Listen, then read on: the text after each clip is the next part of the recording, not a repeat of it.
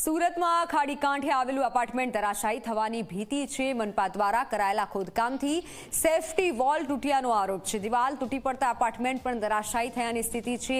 50 જેટલા રહીશોએ પોતાના મકાનને તાત્કાલિક ખાલી કર્યા। કોઈ વૈકલ્પિક વ્યવસ્થા વગર જ મકાન ખાલી કરી દેવાયા। મકાન ખાલી કરી દેતા તમામ લોકો રચડી પડ્યા। સુરતના દ્રશ્યો છે। ખાડી કાંઠે આવેલું એપાર્ટમેન્ટ ધરાશાયી થવાની ભીતિ હોવાથી મકાનોને ખાલી કરવામાં આવ્યા। 1 કલાકમાં બધાને ખાલી કરાવી દીધા। સાંજના 8 વાગે એ લોકો જાગ્યા। બનાવ બન્યો છે બપોરના 12 વાગે। 8 વાગે એસએમસીના અધિકારીઓ આવીને બધાને ફ્લેટની બહાર ખદેડી દીધા છે। અમે લોકો એ લોકોને આ કોમ્યુનિટી હોલમાં સ્થળાંતર કરાવ્યું છે અને બીજા જે પરિવારો છે પોતપોતાના સગાવાલાને ઘરે ગયા છે। કેટલા લોકો છે? કુલ ટોટલ 10 પરિવાર રહી છે, 50 જણ રહી છે। એમાં 20 જણને અમે કોમ્યુનિટી હોલમાં સ્થળાંતર કરાવેલું છે।